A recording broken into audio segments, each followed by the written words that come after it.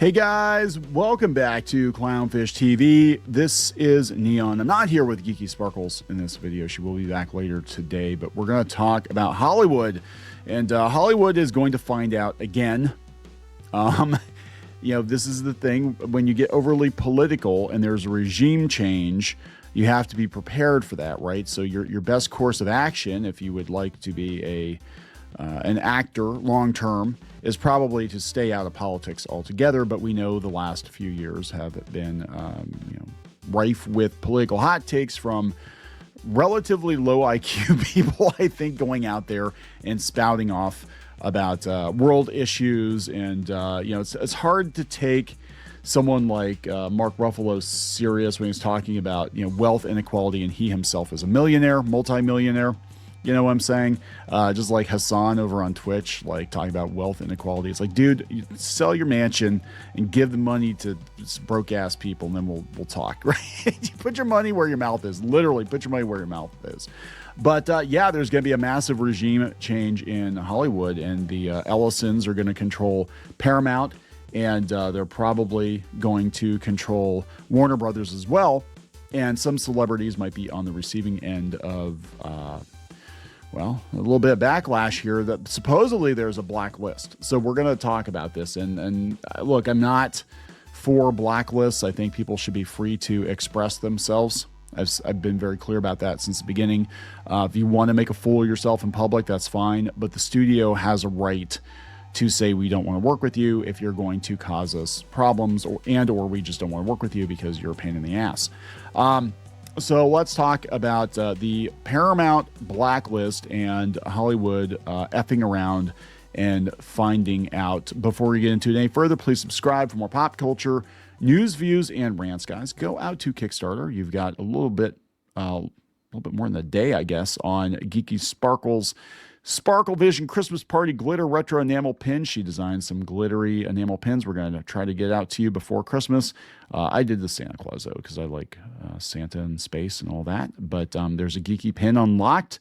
And this is a very fast campaign. We only set it for like a week because we have to get orders in to get that, get the manufacturer paid and get those to you in time for Christmas, because everything takes longer during the holidays, as we have found out, unfortunately, in the past. So check it out on Kickstarter.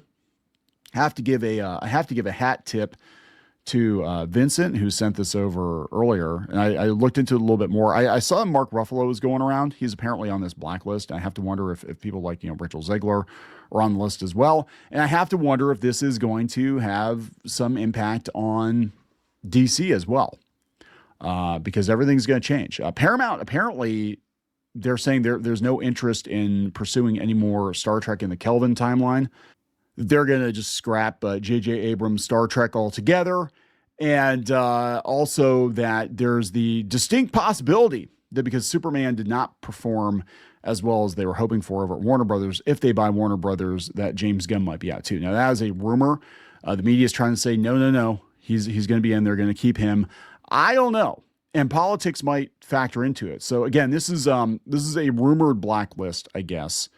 But I'm going to go with World of Real. They said that Paramount has blacklist for stars deemed overly anti-Semitic.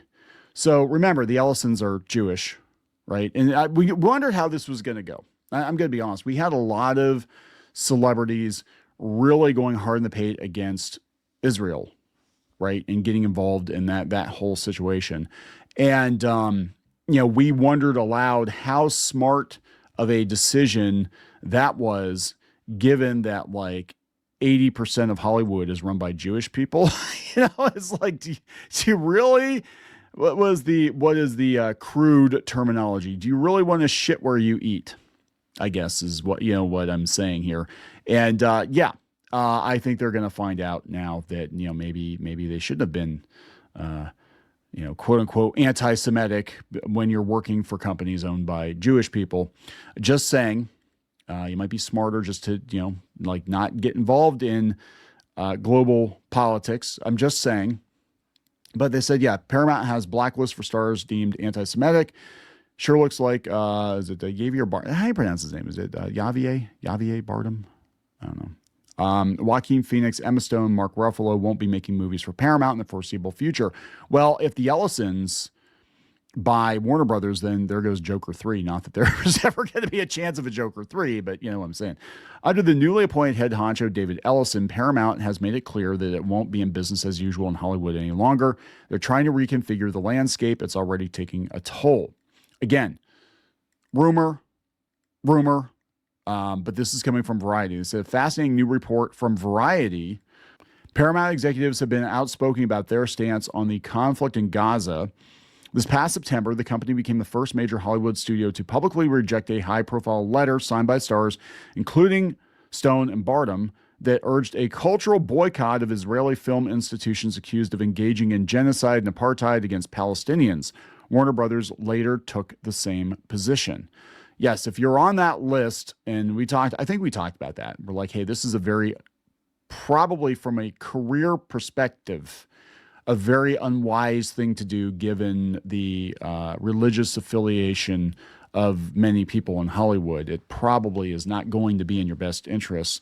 See also Rachel Zegler.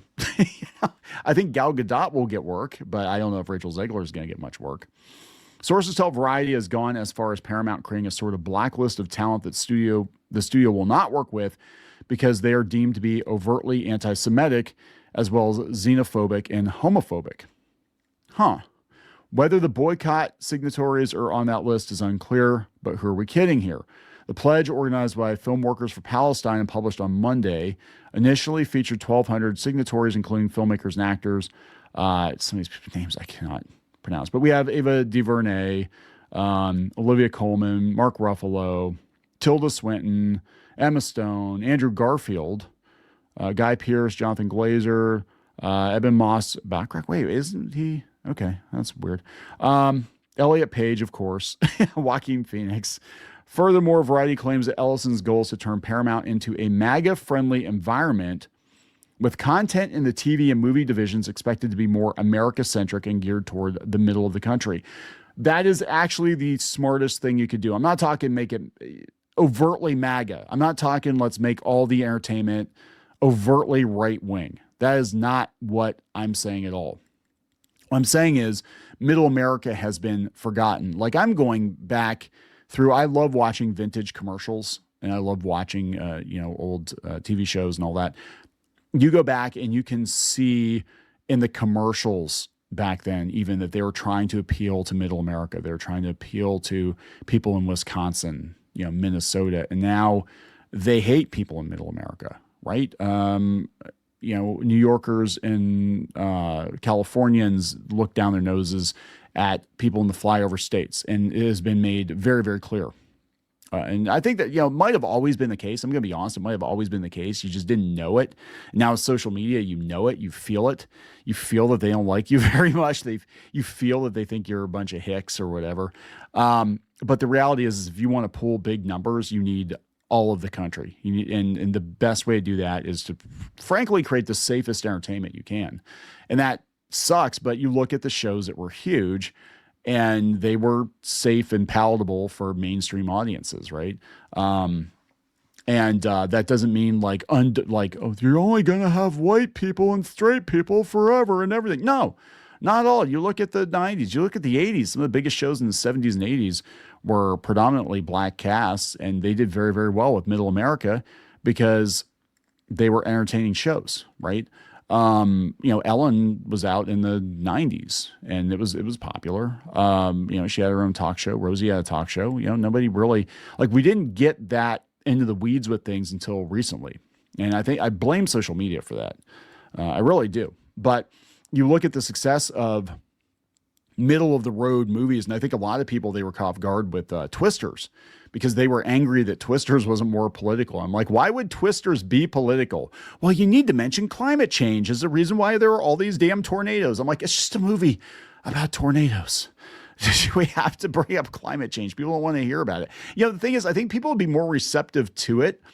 They would be more receptive to these more progressive themes in entertainment if they weren't so damn tired of being beaten over the head with it for years, right? It's just kind of like you always have the counterculture to whatever the mainstream has become. If the mainstream has become progressive politics, nonstop progressive talking points, then the counterculture is something that is not. It doesn't necessarily have to be right wing. It just has to just be, middle of the road, and people will flock to it if it is of sufficient quality. Even sometimes it might not be the best thing out there, but it's not overtly political.